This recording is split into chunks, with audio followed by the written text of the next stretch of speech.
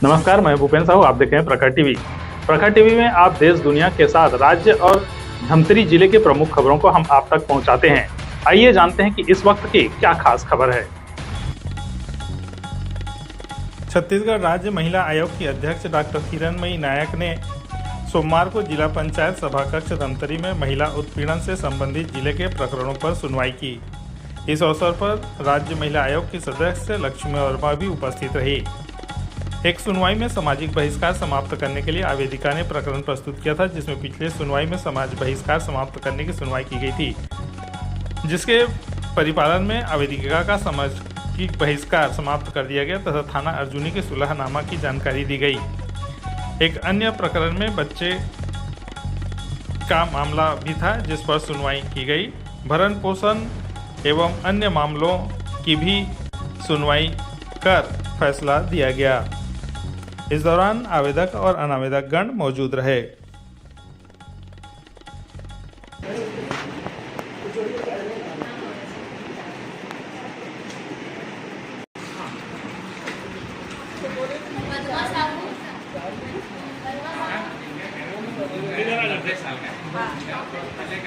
नहीं तो दोनों पक्ष है क्या उनके? 9 नंबर का भी कार्ड देते हैं क्या नाम है इनकी तरफ से? इसरा जमीन है मैम, इसरा जमीन है। पक्ष आए हैं मतलब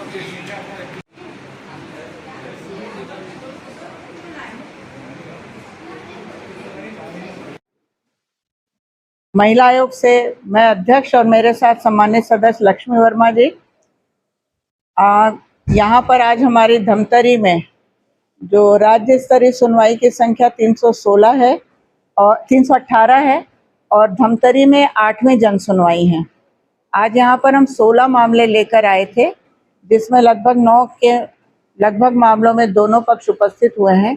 बाकी में एक एक पक्ष आए हैं और किसी में कोई भी पक्ष नहीं आए हैं। आज जितनी सुनवाई हुई है उसमें सबसे महत्वपूर्ण यदि कहा जाए तो एक सामाजिक बहिष्कार समाप्ति का मामला हुआ है, जिसमें आवेदिका ने स्वयं कहा कि उसका बहिष्कार समाप्त कर दिया, कल ही समाप्त किया है। मतलब आयोग की नोटिस मिली है और उन्होंने सामाजिक बहिष्कार समाप्त कर दिया, तो वो प्रकरण नस्तीबद्ध किया है। एक प्रकरण में आवेदिका का दहेज का प्रकरण है, सॉल्व हो गया है, उसे 80,000 रुपये मिल गए हैं और उनके बीच में म्यूचुअल डिवोर्स का प्रकरण चल रहा है, इसलिए वो भी प्रकरण नस्तीबद्ध किया गया है। एक लेडी आपस में सुलह से रह रही है, पर वो चाहती है कि उसके प्रकरण की नियमित निगरानी हो और फिर पति उसके साथ दुर्व्यवहार ना करे, तो ये प्रकरण प्रोटेक्शन ऑफिसर शर्मा को दिया गया है कि उनका राजीनामा स्टाम्प पर बनवाएं और उनकी नियमित निगरानी करें। एक लड़की आई थी, हालांकि ये मामला थोड़ा सा लीक से हटकर है कि वो पॉक्सो की विक्टिम थी, उसका एक बच्चा हो गया है 1.5 साल की उम्र का। अनावेदक जो है वो 40-44 साल का है। ऑलरेडी एक और शादी हो चुकी है उसकी, उसके भी बच्चे हैं और वो लड़की अब बच्चे के कारण उसके साथ रहना चाहती है।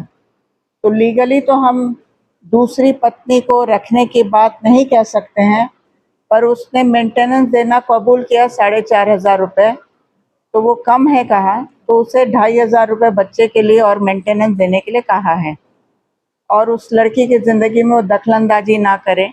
इसको भी हमने प्रोटेक्शन ऑफिसर से कहा है कि उनकी नियमित निगरानी करे ताकि वो उस महिला को तंग ना करे और वो अपना और अपने बच्चे की परवरिश कर सकती है। अभी एक बुजुर्ग दंपत्ति आए थे, बेटा बहू ने माँ को निकाल दिया है और माँ को अपनी माँ से संपत्ति मिली रायपुर में, वह उसको बेचना भी चाहती है और यहाँ भी हक रखना चाहती है और उस घर का रिपेयर के लिए उसे पैसे भी चाहिए। तो उसके हस्बैंड ने कहा है कि मैं 2 लाख रुपए से अभी दूंगा, तो हम उसका वेट कर रहे हैं। यदि वो ले आता है तो एक बड़ी कार्रवाई होगी यहाँ पर धमतरी के मामलों में कि पति के द्वारा पत्नी को 2 लाख रुपए दिए जाएंगे और अभी उनके बीच ऐसा कोई विवाद भी नहीं है और वो इसी बात से परेशान थे कि मुझे आयोग में घसीटा गया है, तो सुलहनामा उनका रेडी हो जाएगा। इस तरीके के कुछ चुनिंदा मामले यहाँ पर आए हैं जिनका आज यहाँ पर निराकरण और उनकी अनुशंसा की गई। नियर अबाउट 60 एंड 60 प्लस ही हैं दोनों। राज्य परिवहन में काम करता है पति, पत्नी भी और उनके बच्चे भी बालिग हैं अब लोन लेकर के रिपेयर कर रहे हैं मकान को। तो अब वो बेटा बहू शायद माँ से नहीं पटरी बैठती है, तो अलग रहती हैं, अपना अलग खाना बनाती हैं, पर वो चाहती हैं कि बेटे बहू के साथ रहें।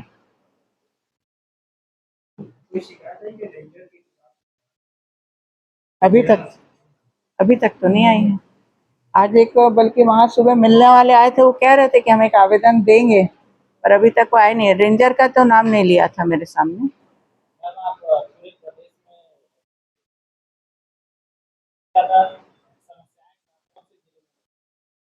रायपुर में वो इसलिए कि ऑल ओवर छत्तीसगढ़ में जितने मामले हैं उसमें से लगभग आधे मामले रायपुर जिले के होते हैं। और उसकी वजह ये भी है कि जैसे अभी हमने एक केस को रायपुर ट्रांसफ़र किया है, कई मामले ऐसे होते हैं जिनमें जल्दी सुनवाई की ज़रूरत है, और यहाँ पर हम धमतरी में ऑन एन एवरेज 8 महीने में एक बार आ पाते हैं, या कई बार साल में एक बार आ पाते हैं। तो यदि अनावेदक नहीं आता है तो आवेदिका को निराश होना पड़ता है। इसलिए हम लोग उनको सलाह देते हैं कि रायपुर आ जाइए।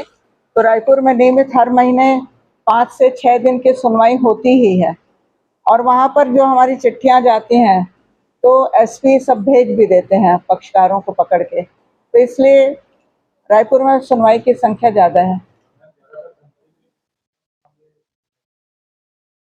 कोई ऐसा क्राइटेरिया नहीं है कि इस तरह के मामले हैं, सभी वैरायटी के मामले हैं यहाँ पर। क्योंकि अभी जैसे कहा कि दहेज का भी मामला था, सामाजिक बहिष्कार का भी मामला था, पति पत्नी के भी मामले हैं, मेंटेनेंस के मामले हैं, तो वेरिएशन जो है वो यहाँ पर है।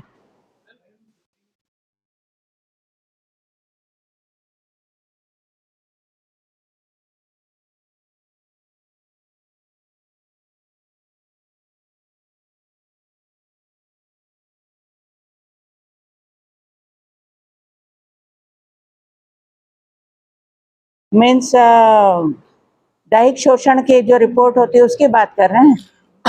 देखिए, दैहिक शोषण के फर्जी मामले मैं नहीं कहूँगी, दैहिक शोषण होते हैं, नहीं होते हैं नहीं कहूँगी मैं, क्योंकि आजकल इसको लोगों ने नया नामकरण किया हुआ है, मॉडर्नाइजेशन किया हुआ है, परंतु हमारी सोच भारतीय रहती है। और वहाँ पर जब शादी नहीं होती है या शादी से दोनों में से कोई एक हटते हैं, तब फिर वो पूरा मामला दैहिक शोषण का बन जाता है। इसलिए ऐसे मामलों में अभी माननीय सुप्रीम कोर्ट के, हाई कोर्ट के बहुत सारे जजमेंट्स हैं कि ऐसे मामलों में फिर एफआईआर दर्ज नहीं होती या कार्रवाई नहीं होती है, और महिला को उसका बेनिफिट नहीं मिल पाता है।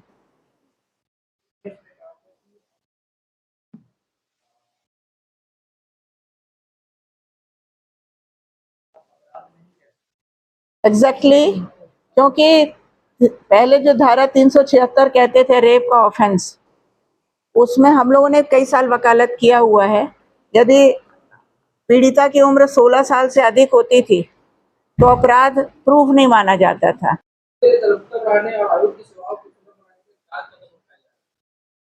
ऐसा देखिए, जो आपका कहना है कि बस्तर जैसे एरिया में महिलाएं जागरूक नहीं रहती, मैं कहती हूँ ज़्यादा जागरूक है महिलाएं। वजह ये कि हम भी जब बस्तर के दौरे में गए थे तो हमको लगा कि यहाँ पर महिलाएं रोध होकर के आएंगी, परंतु वहाँ पर महिलाएं से रोध होकर नहीं आती, घरेलू मामले को लेकर नहीं आती बस्तर की महिलाएं, वो कार्यस्थल पर लैंगिक उत्पीड़न के मामले लेकर आती हैं। वहाँ पर क्योंकि किसी किसी जगह प्रथा में है 2, 3, 4 पत्नियों का वहाँ पे चलन है, ट्रेंड है, तो उनके लिए वो कोई ऑब्जेक्शनेबल चीज़ नहीं है, इसलिए वो उसकी शिकायत नहीं करती हैं। परंतु वेरिएशन बहुत है। हम बीजापुर भी गए, नारायणपुर भी गए, वहाँ में कोई पारिवारिक जो पति पत्नी के मामले नहीं मिले, अलग अलग कैटेगरी के मामले मिले। इसलिए हम उन्हें कम पढ़े लिखे या जागरूक नहीं है नहीं कह सकते हैं। जागरूकता का स्तर हर लेवल पर है, और बस्तर में काफ़ी एडवांस है महिलाएं।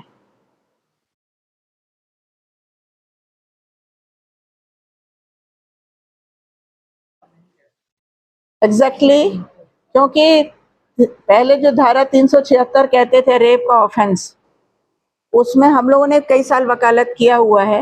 यदि पीड़िता की उम्र 16 साल से अधिक होती थी तो अपराध प्रूफ नहीं माना जाता था। कंसेंट यदि है और कहीं न कहीं से साबित कर दिया। पहले तो इतना आसान नहीं था कंसेंट साबित करना, पर अब तो बहुत आसान है, क्योंकि आवेदिका खुद शिकायत में लिखवाती है ऐसा कि सहमति से था, विवाह का प्रलोभन देके था।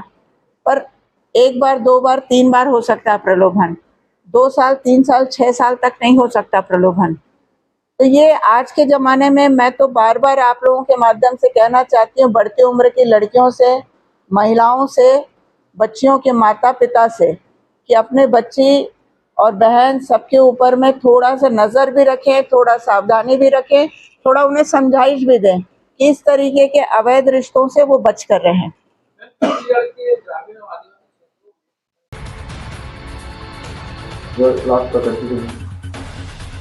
तो ये थी अब तक की खबरें। आगे की खबरों के लिए बने रहिए